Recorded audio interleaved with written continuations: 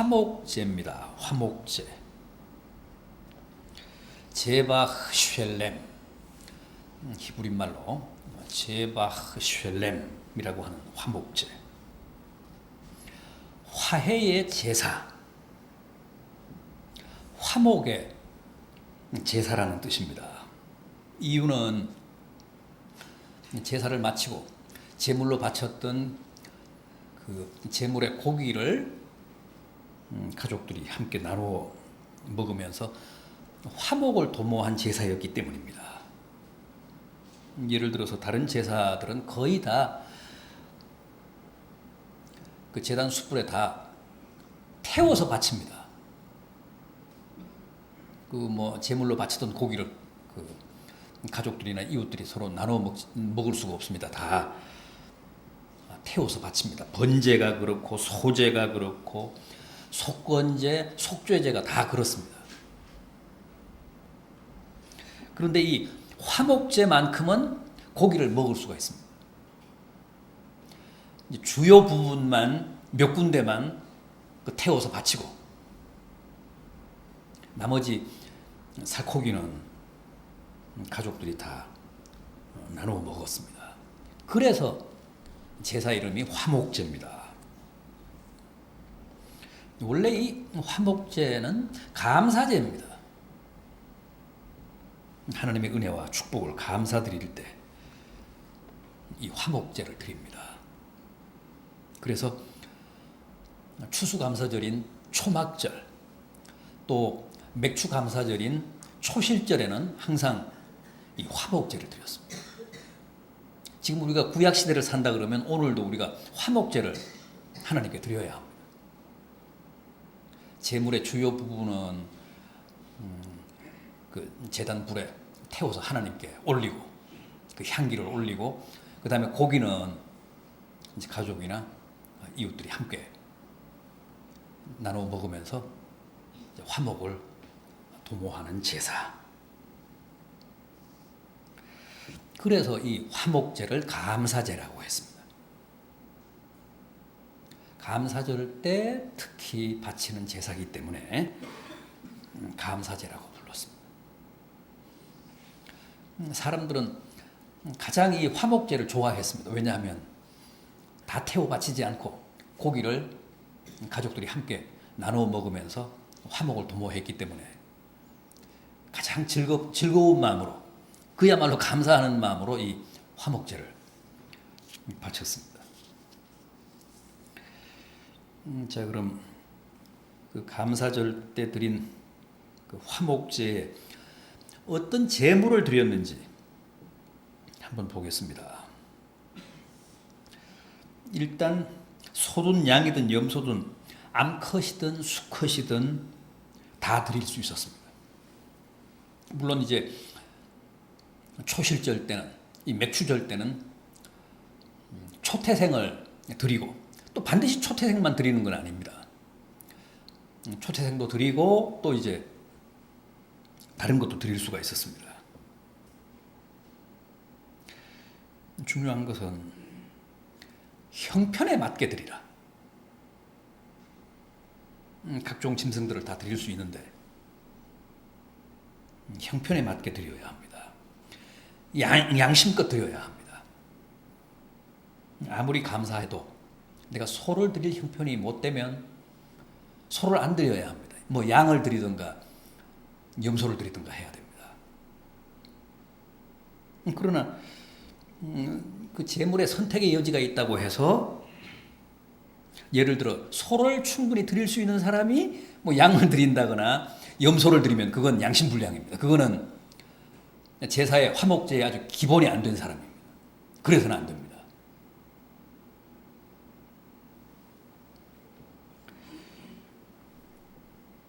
인색하면 안 됩니다. 양을 드릴 수 있는데 염소를 드린다거나 그러면 안 되죠. 그건 제사 정신의 위배가 됩니다. 하나님이 제물의 수준을 다양하게 이렇게 정해 주신 것은 각자의 처지와 생활 수준이 다 다르기 때문에 그 점을 배려한 것인데 오히려 그걸 악용해서 인색하게 드리거나 또 자기 분수에 넘치게 드리거나 이건 다 그 적절한 재물이 아닙니다. 자기 생활 수준에 자기 분수에 맞는 재물을 드리면서 초태생이 있으면 초태생을 드리고 아무튼 적절하게 양심적으로 선택을 해서 하나님께 드려야 했습니다.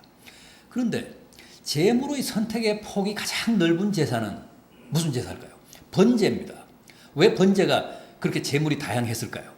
번제가 가장 보편적인 제사, 가장 일반적인 제사, 사람들이 가장 많이 드리는 제사였기 때문에 그렇습니다.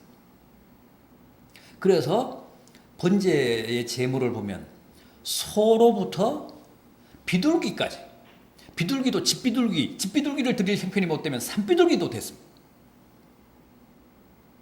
백성들이 가장 일반적으로 드리는 가장 보편적인 제사이기 때문에 이렇게 제물의 폭을 넓게 해서 누구나 심지어 뭐 가난해도 산비둘기를 잡아서라도 그 하나님께 제사를 드릴 수 있게 했습니다. 그게 이제 번제입니다. 누가복음 2장을 보면 예수님의 가족도 예수님의 부모도 참 가난했었던 것 같습니다.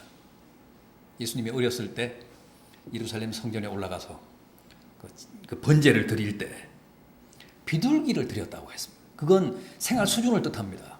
아주 최저층이었다는 뜻입니다. 그렇게 주님의 부모들이 가난하게 살았다는 얘기입니다.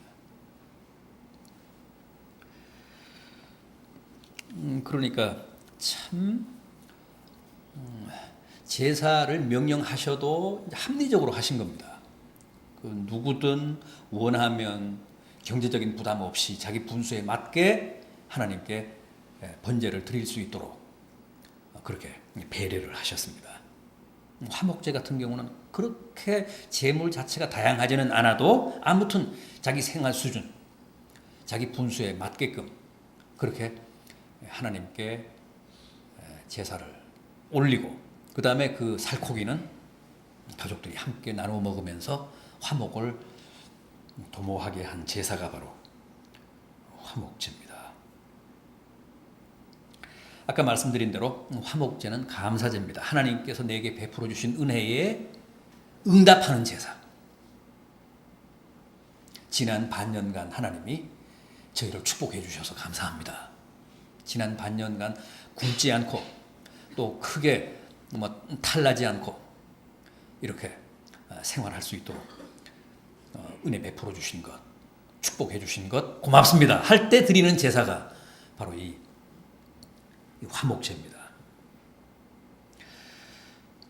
그리고 이제 자기 생활 수준이나 자기 분수에 이제 맞게 제물을 드리면 되는데 중요한 것은 어떤 제물이든 흠이 없어야 됩니다. 티가 없어야 합니다. 뭐 상처가 있다거나 뭐 장애가 있다거나 이제 그런 동물은 제물이 될 수 없습니다. 이것은 화목 제물에만 해당되는 말씀이 아니고 모든 제물의 공의 이 원칙이 적용이 됩니다. 그래서 성전에서 사역하는 제사장의 중요한 소임 가운데 하나가 바로 그 제물의 적합성을 판정하는 거였잖아요. 예수님 시대에는 그 제사장들이 타락해서 외부에서 들어오는 제물은 무조건 그 제물 부적격 판정을 내리고 성전 뜰에서 제사장들이 공인한 이제 짐승을 가지고 오면 그건 무조건 합격을 시키고 그렇게 해서 치부를 했잖아요.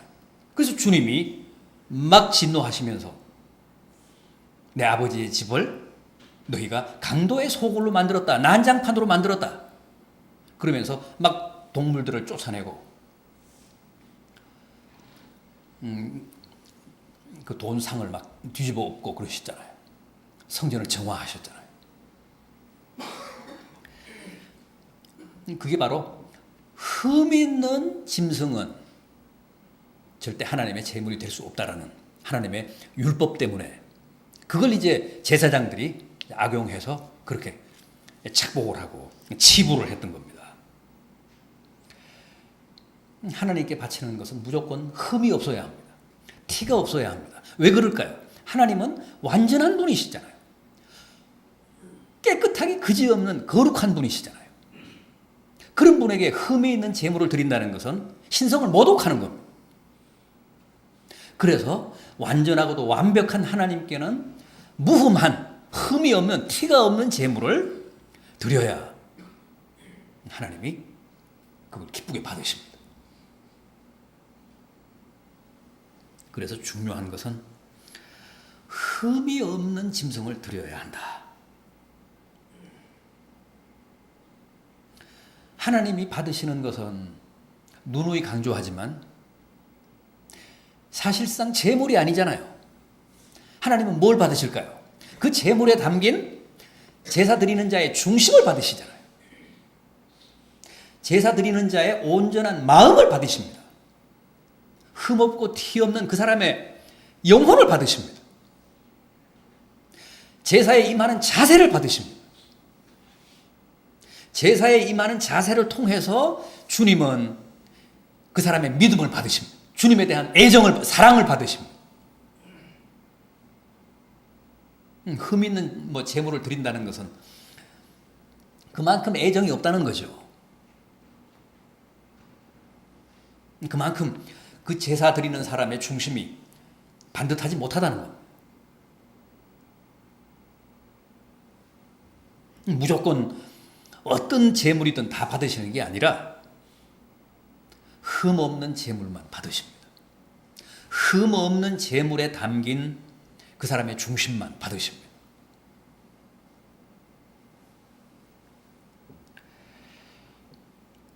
그리고 또 하나 제물의 중요한 원칙이 있습니다. 우리가 꼭 주목해야 될 부분입니다. 3절을 보십시오. 이렇습니다. 그 화목제의 제물 중에서 여호와께 화제를 드릴지니 곧 내장에 덮인 기름과 내장에 붙은 모든 기름과 이어지는 4절 두 콩팥과 그 위에 기름 곧 허리 쪽에 있는 것과 간에 덮인 거풀을 콩팥과 함께 떼어낼 것이요. 우리는 오늘 5절까지 봤습니다만은 9절과 10절도 한번 보십시오.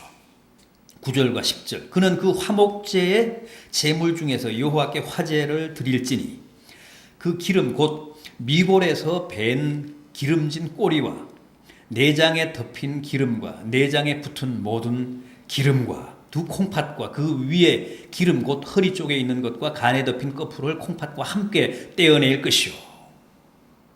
14절 15절도 보십시오. 그는 그 중에서 예물을 가져다가 여호와께 화제를 드릴지니 곧 내장에 덮인 기름과 내장에 붙은 모든 기름과 두 콩팥과 그 위에 기름 곧 허리 쪽에 있는 것과 간에 덮인 거풀을 콩팥과 함께 떼어낼 것이요. 이게 무슨 얘기입니까?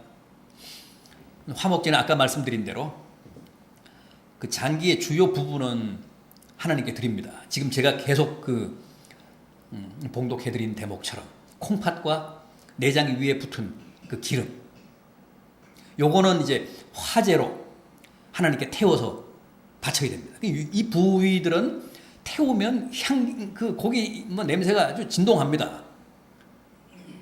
이런 부분은 사람이 먹으면 안 되고 반드시 잘 발라서 그 화제로 드려야 돼요.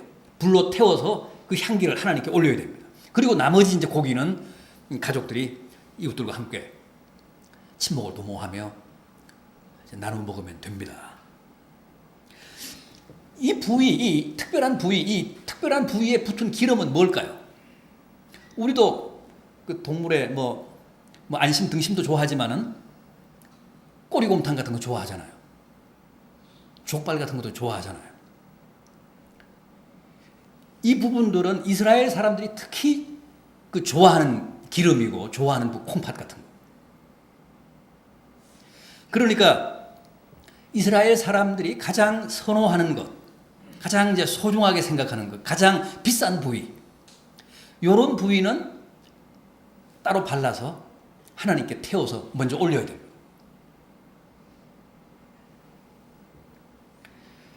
하나님께 우리가 예물을 드린다는 것은 내게 가장 소중한 것, 내가 가장 좋아하는 것, 그런 것을 하나님께 드려야 돼요.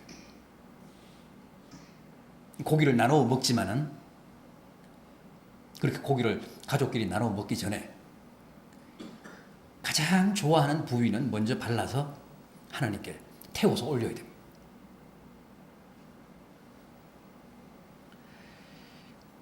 하나님께 우리가 예물을 드릴 때는 항상 그래야 되잖아요. 내가 가장 소중하게 여기는 것, 내가 가장 보배롭게 여기는 것,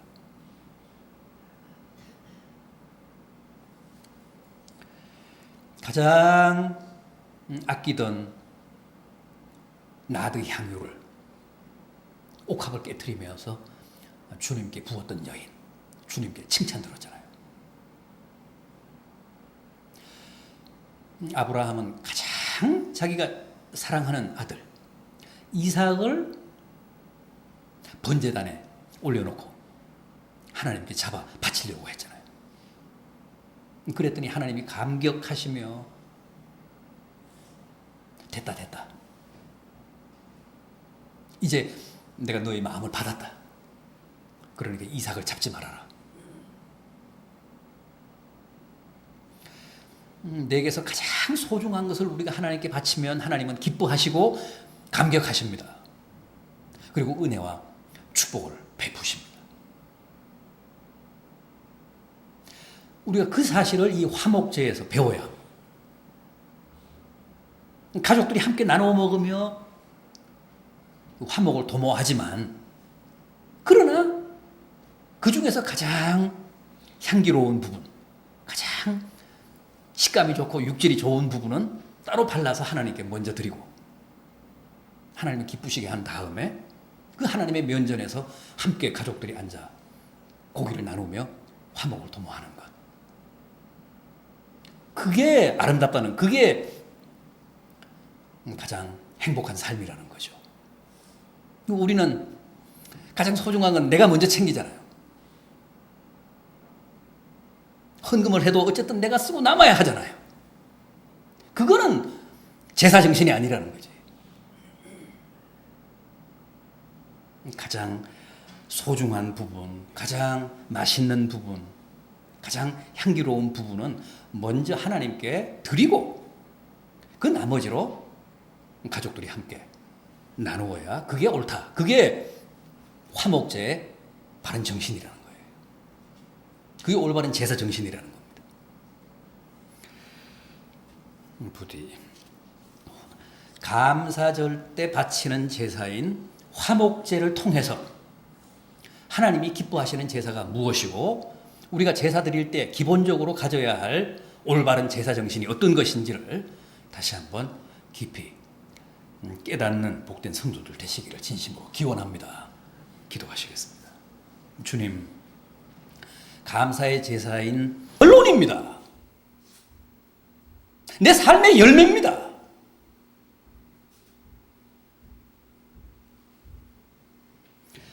마태복음 23장 35절을 보면 주님이 의인 아벨의 피로부터 그런 말씀을 하신 대목이 나옵니다. 아벨을 주님이 의인이라고 하십니다.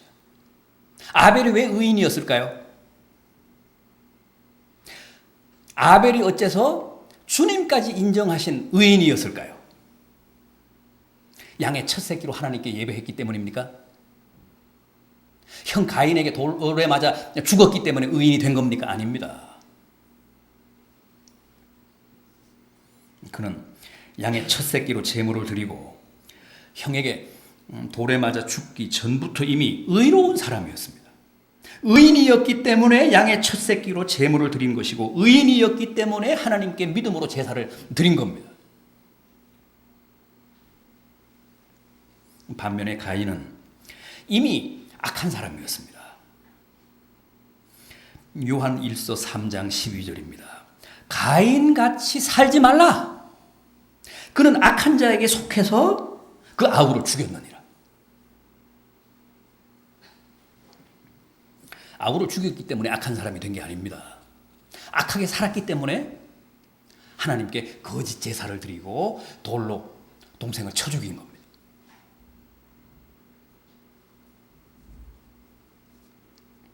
이미 가인은 살인하기 전에 악당들에게 속해서 악하게 살아왔습니다.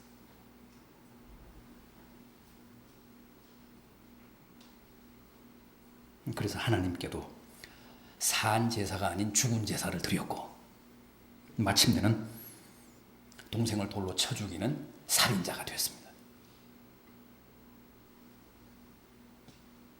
잠언 15장 8절입니다. 악인의 제사는 하나님께서 미워하시나 정직한 자의 제사는 기뻐하시느니라.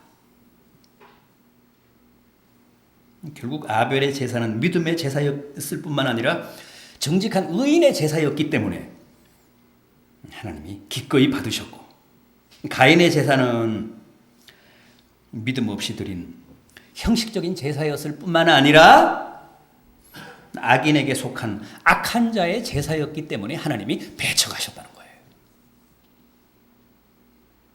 이미 제사를 드리기 전에 가인의 손에는 피가 묻어 있었습니다.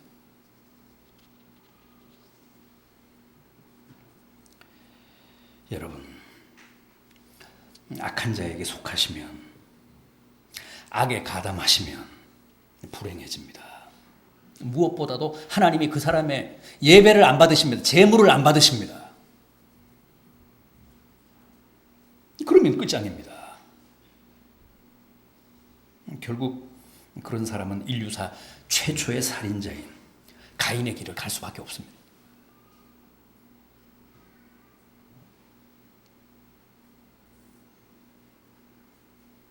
그래서 오늘 본문은 화 있을진저 가인의 길을 행하는 사람들이여 하며